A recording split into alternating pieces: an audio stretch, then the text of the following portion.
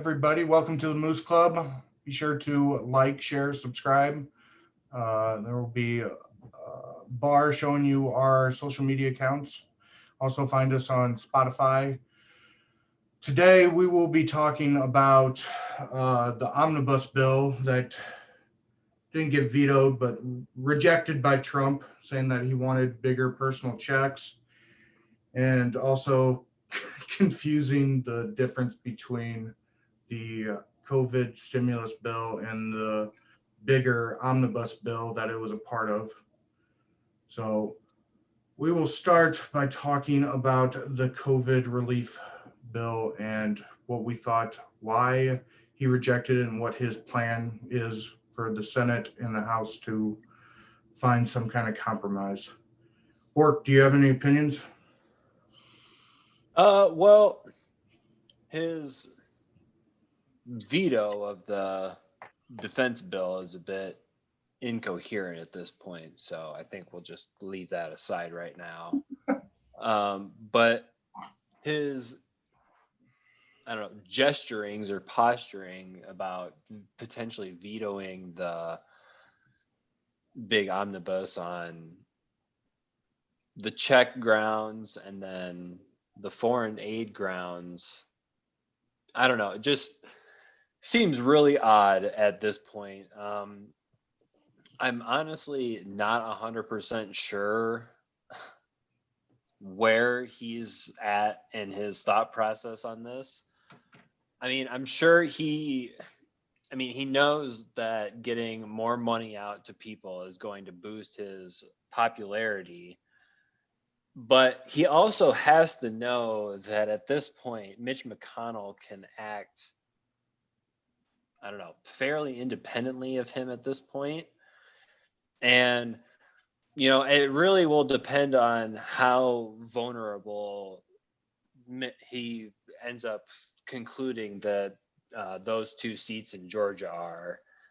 I mean, I think if he is pretty nervous about those, you'll definitely see him, do whatever needs to be done to win those seats. That's, that is his MO. His ideology is nothing. Like the man believes in nothing except staying in power and delivering for his fucking donors. So that's the true, like, Mitch McConnell, like, genius, I guess, is being able to be, a sociopath in the Senate.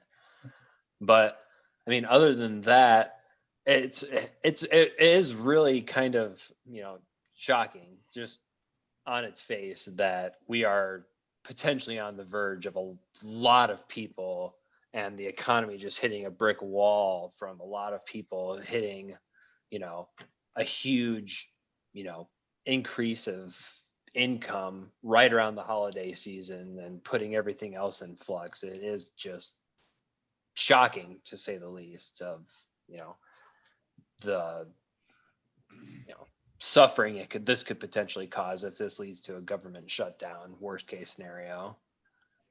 Yeah, I think it'll be interesting how McConnell chooses to position himself and project what he wants. I don't think that the $2,000 checks are going to get passed through his caucus, but we can get into that. I apologize. I did not mention at the start of the episode that we have a guest commentator on the Moose Club, Brandon Schmidt. How's it going, guys? What's your opinion, Schmidt, on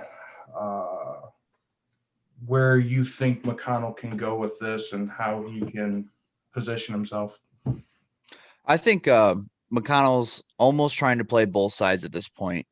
He's trying to appeal to the new administration, and by doing that, he's acting as if he can compromise to help the people, and that he doesn't have to satisfy Trump as much as he has in the past to keep the popularity up, keep the donations up, because the Trumplicans are such a driving force in donations and all this stuff that he had to appease Trump first.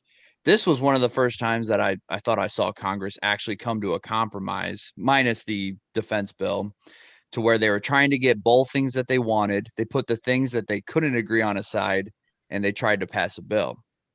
Then we get Trump last night announcing that he wasn't happy with the extra spending that was in the bill to foreign nations, and he wanted extra stimulus checks. To me, he's doing, as Bork pointed out to earlier, it's all a popularity contest at this point. What makes Trump feel like he has more power? Like Bork said, as almost a sociopath, but get people more money, make the stock market look good, and also he has that Senate race, which whether he cares for or not, getting people on his side is going to, I don't know, influence the election a little bit by saying, hey, remember that $2,000 check that I made sure was in there for you, for all you people struggling, maybe lower incomes, people that haven't been working. I'm doing this for you. I'm here for you, part of the Republican Party. God bless America. We need you to save our country in Georgia. Here's a little helping hand for you at the end of this bill. I'm here for you, and so are the rest of the Republicans. I think it puts McConnell in a very tough spot.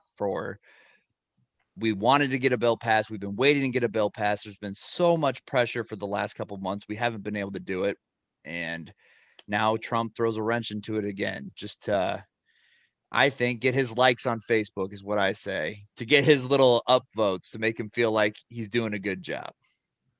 Yeah, I think, and Bork's mentioned this before in our discussions, and I think we've mentioned it on a episode before of how it's scary that we have people in the Republican Party trying to act like they are trying to give regular people this big check.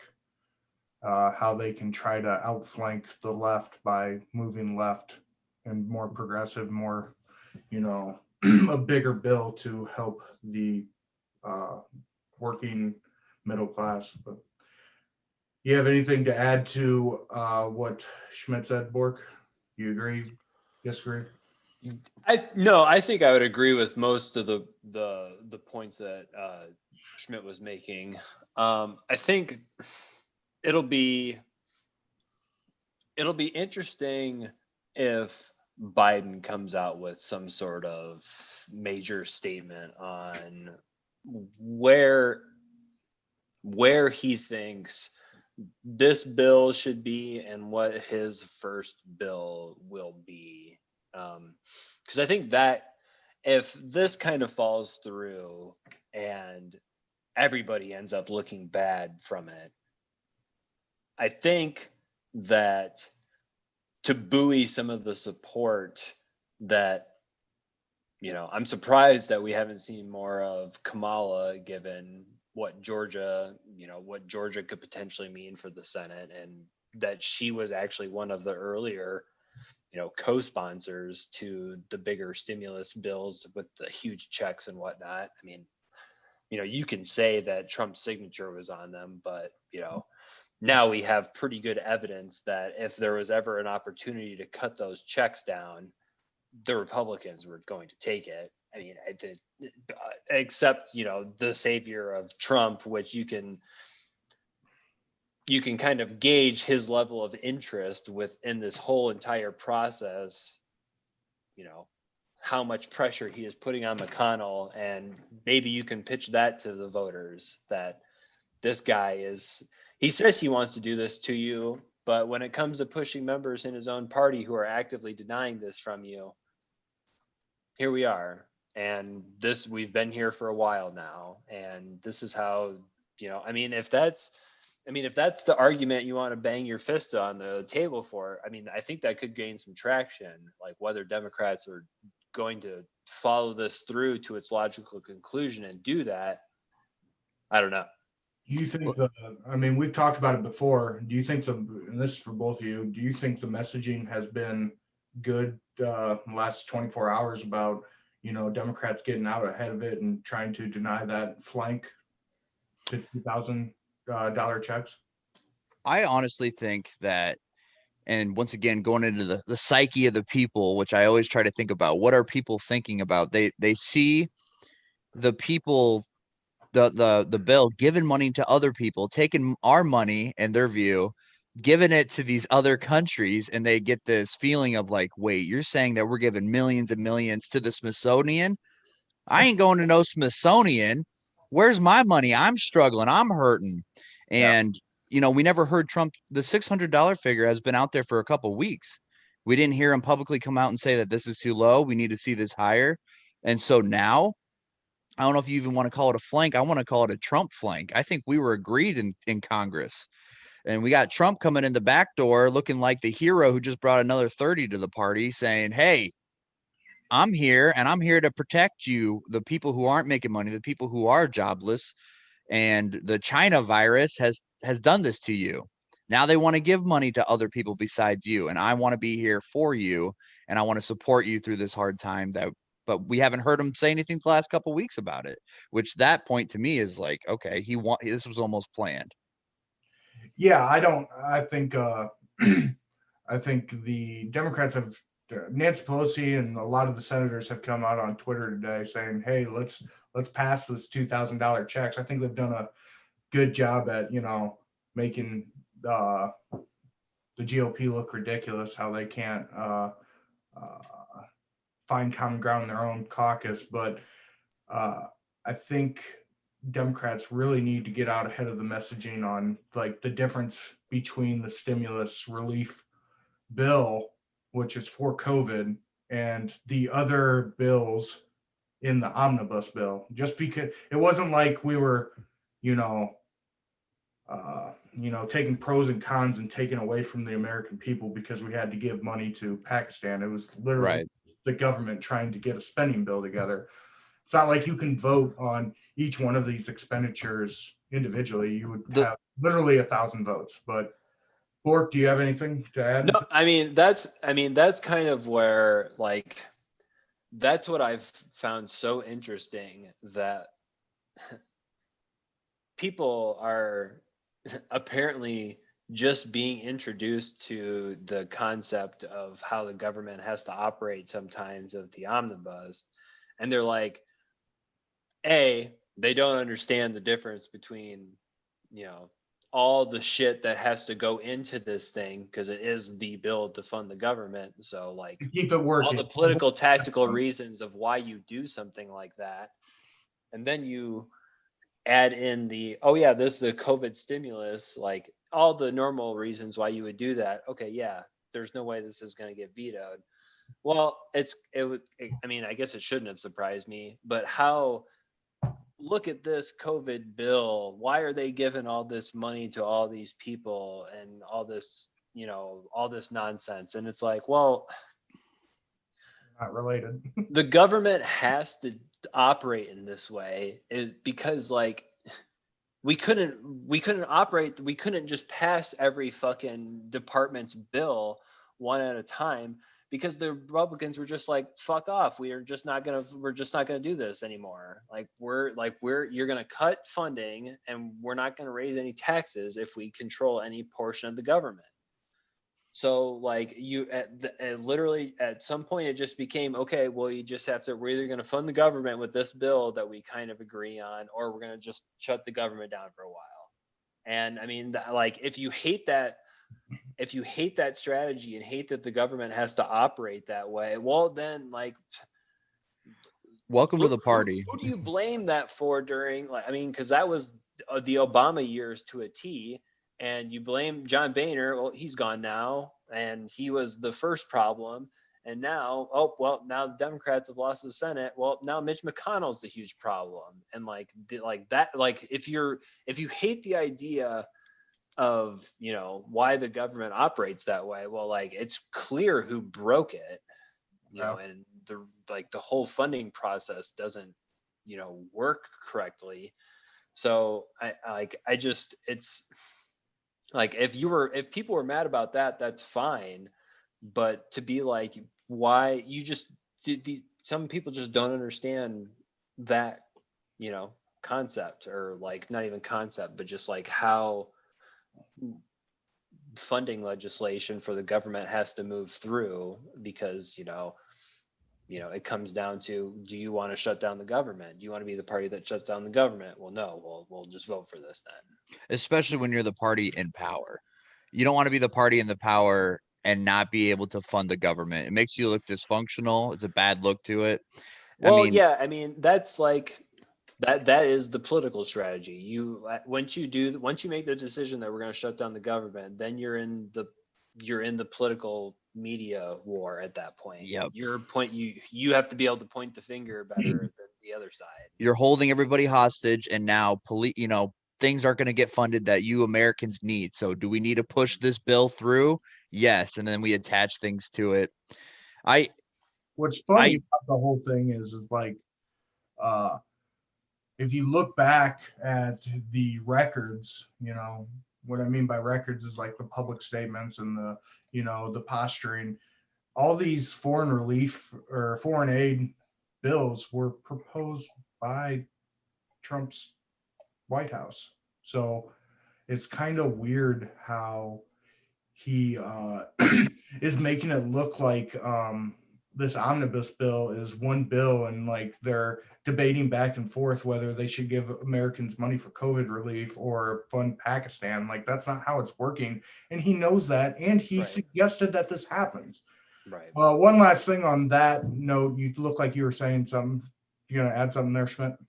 Well, yeah, what I was saying is that people, I don't know, they tend to don't understand that Republicans and Democrats both approve this bill. This isn't almost a solely Democrat Republican issue.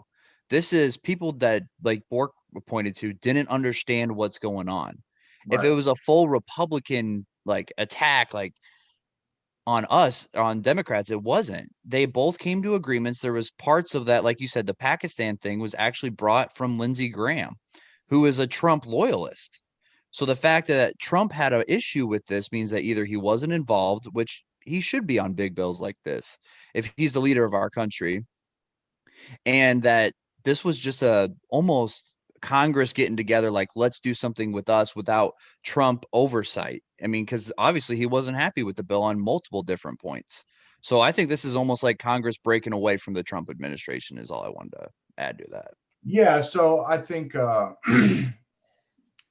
I think that is the overarching messaging that I've been, trying to get out on our social media and through my social media is like, Trump had like 6 months for this. Like, he had 6 months to make sure he set the framework that he wanted. And then he just comes out one night after they passed it and he didn't say, no, this isn't going to work. He comes out the night after torpedoes a bipartisan bill. I don't get what his theory is, but getting into that in the last topic. Well, first I did want to add that the NDAA that we've talked about, the defense bill, this year is the first time. It's usually looked as a bipartisan bill. A lot of the measures in it is like funding, troop salaries and wages. And this is the first time, I think I read this on Twitter today, that it's the first time in 70 years that this wasn't passed on time. So if that shows you how dysfunctional this presidency and this administration is walking out on its last couple of weeks, I don't know what else can give you a better example. But last thing, what do you think is the, Bork, this is a statement you like to make. What do you think the logical conclusion is to what's going to happen in the next 4 weeks of getting compromise on a COVID spending bill? I mean, I don't know. I honestly have no idea at this point, because you would think that given McConnell finally has any cover that he potentially needs, but he would have had that before, the election. I mean, given how the election turned out, maybe he was right and he didn't have to give anything more than what he thought he needed to. I doubt he probably thought Georgia would, be in this state, but I mean, now, he knows better. Like he's not like I was saying, he's not an ideologue. Like he's not beholden to Rand Paul's, deficit hawk or anything like that. Like that's a useful hammer to win elections and beat Democrats over the head about a reckless spending, exactly what we're talking about right now. Like that's a useful hammer right now.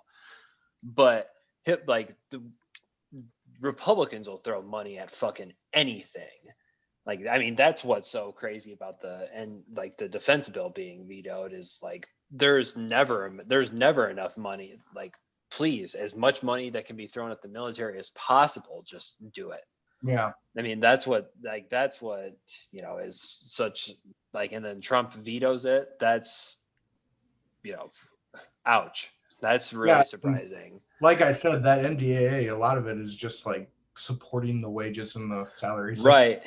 Right. Like real heroes on the ground overseas in our intelligence. Like, right. It's not like you're going out and buying like a new fleet or a new, airplane. Like this is like, it's not like ham and potatoes of like fun. I mean, if you're going to be a Republican president and veto it, you do have to go in the direction that like this is a gift. If we were to pass this bill, it would be a gift to our enemies kind of route, which is like the route he seems to be going with it. But I guess it just depends. Like if McConnell feels pressure that he can lose Georgia, if that's his calculus even right now, I mean, I'm sure he would love to keep power in the Senate, but at the same time, I'm sure he is not opposed to being in the Senate if he has to give too much away for it. Yeah. So it really is just what his calculus is on what he thinks he can give away. That's what it comes down to. And I think based on what we've seen so far, his willingness to give things away is pretty limited. So then what does Trump do then? Right. Well, and I think does he just walk away and just, okay, well, the government's just shut down until I'm out of office? Yeah, I think that's my opinion on it, but I would, even, tilt it even more of even if McConnell wants to take it to the floor, I think he's going to have a hard time passing this. Like, even if he takes it to the floor, Ron Johnson was already been a vocal, opponent. Ron Johnson's been completely in the view lately. I know Ted Cruz, the Rand Pauls, these deficit hawks that are already setting up their narratives to go in on that the next 4 years. I think they're going to have a hard time passing it, even if McConnell gets it to the floor, which if he's very good at, if he doesn't think he can do that, he's just not going to do it. So, but then it plays into he's probably going to lose the Senate if he does that. So we'll see after the Georgia elections. I think if this doesn't get done before the Georgia special elections, I don't think there's any chance of it getting done. So what are your final thoughts, Schmidt? I definitely think this, for Mitch McConnell's thinking, this comes down to the Senate race. I think that's what's on the back of everybody's minds. I think that's why originally they came together on a deal, is because they're going to look like a dysfunctional Congress if they can't, before the Georgia voters for the Senate, if they can't come to a compromise for people struggling even in Georgia with the money factor. So I think getting money out to the people is honestly going to be in his benefit, in Mitch McConnell's benefit for the Georgia race. So I think we will see that compromise. The question is on the timing, which I don't know if you guys agree with that or not, but I think it's either we get this passed before we get the votes in for the Senate race, or we kick the can down the road again, and then who knows how long it's going to take because they won't have any political pressure. Which is 2 weeks from today, I believe. Yeah, the 5th that the special election is. So we are going to see something crammed through. Give them the money. Rand Paul will lose his marbles, but we'll see what happens, and I think it's all a timing issue. Do you have any final thoughts, Bork? No, I think I'm good. I think I agree with pretty much everything there. Yep. All right. Well, thank you. Make sure you like, follow, and subscribe. And this episode should be out later this week. And we have another episode coming up on the recent slew of presidential pardons by not even the Trump administration, by Trump, I think, more or less. So thank you.